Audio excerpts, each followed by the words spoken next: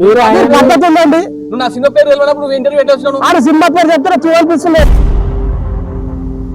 Enquiry అయిపోయి నువ్వు cinema అని చెప్తావు. నా సినిమా నా పైసలు నా ఇష్టం వచ్చిన పెట్టుకుంటా అని చెప్తున్నా.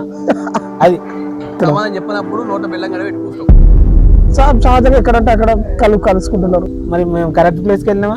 అరటాకులో బోనం పెట్టి తమలపాకులో లేపే టైప్ సైపు అడ్డి గుడ్డి రావాలి, గోటీలు కొట్టుకోవాలి. అంతే మరి. అక్కడ వాడి హెల్మెట్ వాడితే చెత్తకు పిల్లకి బిడ్డ వస్తాడా? శుభం తెలియని ఆ ఫస్ట్ బిడ్డ వాల్యూ ఈ 10 రూపాయల హెల్మెట్ కంటే తక్కువనా? లవ్ అంటే బిజినెస్ అంటారా? హెల్మెట్ లేని లవ్ ప్రమాదకరం. ఇది మేము ఇచ్చే మెసేజ్. అర్థం కాలే. ఏ ప్రభు, అరే రామకృష్ణ జగన్నాథ్ ప్రేమ క్యా హువా?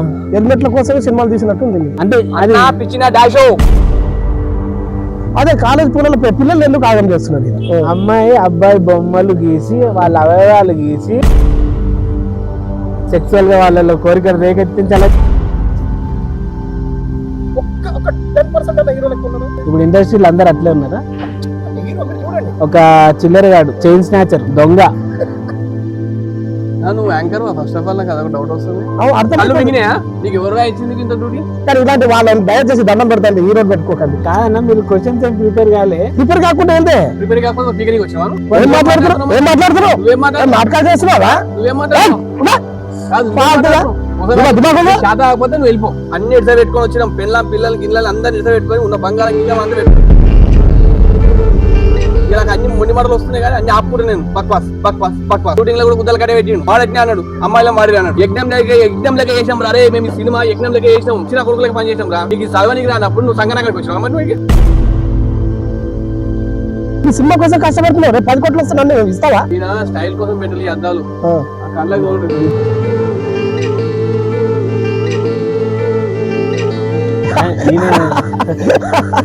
చెప్పండి, కొంచెం కామెడీగా ఉన్నాడు దయచేసి. చాలా ఫ్రస్ట్రేషన్ లో ఉన్నాడు పాపం. అంత లోతు దిగింది ఇక్కడ. మనం 12 గుడ్లు పడ్డాయి.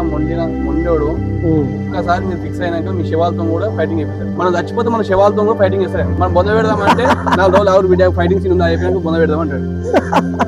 కర్ణాటక కావచ్చు, బెంగళూరు కావచ్చు, అక్కడ నుంచి పట్టుకుని వచ్చిందండి. నీ చెవుల బెల్లంగడ పెట్టుకున్నావా? నీ చెవుల బెల్లంగడ పెట్టుకున్నావు అంటున్నావు. చెప్తున్నా, అదే చెప్తున్నా కదా, అర్థమైతే నా గాడిలోకి మాట్లాడుతూ మళ్ళీ 90% నా సబ్స్క్రైబర్స్ ఉన్నారు అయ్యా.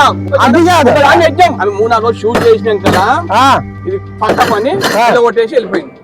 అనవసరంగా 4-5 లక్షలు ఖర్చు పెట్టినాం కదా, మళ్ళీ రీషూట్ చేయాల్సి వచ్చింది. ఏజెంట్ గా చేసిన మోసాలు తేనె ఊసి కత్తి పెడుతుంది.